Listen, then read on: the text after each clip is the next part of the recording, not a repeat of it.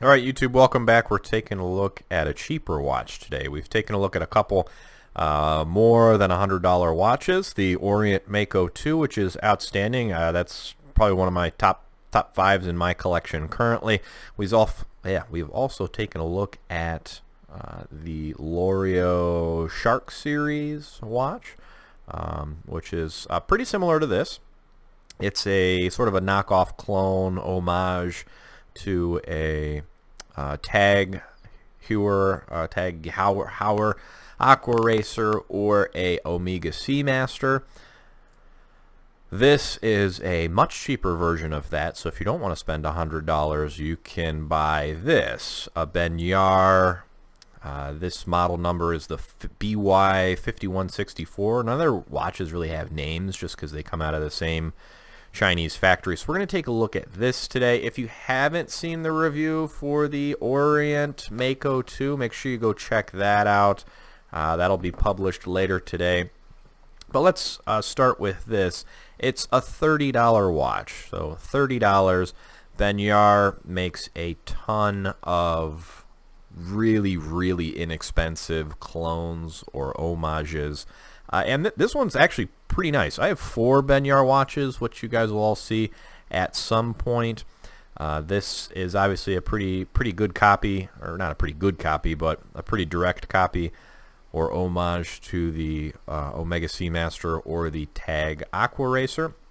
It's got that bezel that has those little notches out there, very James Bond-esque. The hands are pretty close. It's got the 3 dials as a chronograph would. Dial over here is military time. Dial down here is seconds. And then dial over here is minutes. So it is a 60-minute chronograph. Obviously has a date window over here at the 4:30. There's definitely no anti-reflective coating on this at all. I do like the little backdrop. Backdrop, again, very reminiscent of its predecessors. So let's talk a little bit about this. It is 316 stainless steel construction. It's 20 millimeter band. I liked the high polish. I'm not a huge fan of high polished surfaces, obviously because they get much dirtier and attract fingerprints quite often. I've got some gloves on the way to kind of mitigate some of that. So 20 millimeters tapers down to 18 millimeters, back to 20 millimeters here at the clasp, and I do enjoy the clasp. Probably my favorite part of the watch. It's got those dual pushers there, brushed in the center, polished on the outside, and I prefer that. So if you're going to put polishing on a watch, I prefer it to be on the outside, not the inside. It seems to be maintained a little bit better. Again, $34. You can get these on Amazon, AliExpress, a whole bunch of different places. Amazon is usually where I get these. They're all Prime eligible. It's $30 today. It comes in a black variant and a blue variant. Case diameter here, I'm not going to measure it. I've got my little caliper, but I've already written this down. So case end to end, not including the pushers, is 42 millimeters. This is a watch from 2019. Mineral crystal on the glass, so it's not sapphire or anything like that. Case thickness is 13 millimeters, so pretty thin on there. There's obviously some polished sides here, and on the other side, is that the Benyar logo? Yeah, so no logo on the crown or anything like that. Some of them do, some of them don't. Bezel does turn, so it's unidirectional. It's not 120 click. I want to say it's like a 60 click bezel or something like that. But honestly, not bad for a bezel. There's a little bit of play in it. It is unidirectional.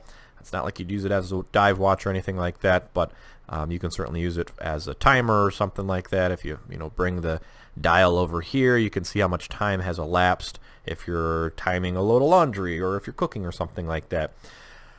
Let's see, 2019 analog, obviously, chronograph. It's got the date window, water resistance to 30 meters. Pretty well reviewed. Analog movement, obviously. It is quartz. I guess let's just get into some of the gripes here. It's $30, so you really can't complain for 30 bucks. This thing does, if you look carefully, this thing does not hit the indice at all. So you can see it ticking. Rarely does it actually hit the indice. Certain parts of the watch it will. Other parts it'll completely whiff. Like right here. It just completely is ticking wherever it wants. So if you're one that really looks at your watch often, this thing isn't too terribly accurate. But that's okay. It's a quartz. You can easily slap a battery in this. It'll be good for a couple of years, and you'll be fine. Military time's kind of nice. I don't think I'd use this as a timer just because I don't think how accurate it is. Another thing that aggravates me, and a lot of inexpensive watches will do this, this is the reset position, the 0 position for the stopwatch or the chronograph. As you can see, this is clearly not 0. This is 5 seconds. So when I click start, it'll start ticking away at 5 seconds. So you can stop it, hit the reset button to bring it back to its position, and it's so the dial there, that aggravates me terribly. I'm sure you can fix it somehow. I'm just not interested in tearing apart a $30 watch for that. It's automatically off by 5 seconds. So if you ever use this to time something, subtract 5 seconds. The date window over here, hate it at the 4:30. I get it, it's a busy dial, you only got so many places you can put this, but it's a terrible cutout too. I mean, you can barely see the date that's in there. Fortunately, we're at the beginning of the month, because towards the end of the month, when you have 2-digit days, I mean, you can barely see any of it here. It's so small. I wish they would have put a ring around it or something like that to draw my eye to it. But the cutout is way too small. Not centered at all. It's kind of at the 4:30 position, but not really equally between these two pips here. It's interesting. No screw down bezel. That's why it only has 30 meters water resistance. It is a screw back case, so you can just kind of pop that on and off. It does have some information in there that's just etched onto the top of it. It's not like engraved or anything like that. Again, clasp is super great. I really enjoy the clasp. It's strong. It's nice. You've got push pins for links. The push pins are fine. There are solid end links. The links up here are obviously not solid, as you can see by that. And my biggest gripe with the watch is this. Like, there's this huge gap right here. So when this sits on your wrist, if this is hanging down, I mean, like, obviously this doesn't look too bad, but there's this massive gap in there. Like, you can just see into the inside of the watch. Like, nothing done to that. I mean, you can see these sides, they were brought down, they were angled down accordingly. But it's like this thing, it's like total like, who thought that was a good idea? So that's definitely the biggest complaint I have here. There's like this coin slot here, and it's ridiculous. But again, this is a $30 watch. You can't really complain. You can spend $6,000 on a Tag Aqua Racer. You can spend a couple grand on an Omega Seamaster, to resemble this. But so for $30, you really can't complain. The crown here also has a little bit of push to it. It's kind of weird. Like, it has like a little button. You can see that kind of depresses, which is kind of weird. I've never had that in any of my watches. Even some of my Benyar watches, I've never had that. So that's kind of interesting. It's pretty well rated on Amazon. I really can't complain for $30. I mean, $30. So if you can get past some of the mistakes that are going to come with a $30 watch, then it's fine. It keeps time relatively well. I would say it's, I don't know, I haven't put it on a time graph or anything like that. I would say it's between 10 and 20 seconds off a day.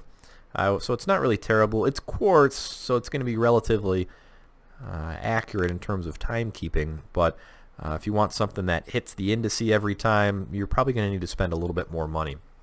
We're going to be taking a look at a lot more Benyar watches. Again, I have 4 of them. So we'll take a look at a couple of them. All of them are pretty much copies of other racing chronographs or other things like that. So stay tuned for that, guys. Let me do my wristwatch check. I didn't do a wristwatch check yet today. I'm wearing my Peugeot Presidential. So it's kind of a mock of a Rolex Presidential. It's got the full date up there, which I kind of like. And then it's got your little Cyclops with the date window there, some Roman numerals, and it's on a nice little Jubilee bracelet. The clasp is super lame on this, but we'll take a look at this one here. That'll probably be next week's video. So stay tuned, guys. Appreciate you hanging out. See you in the next one.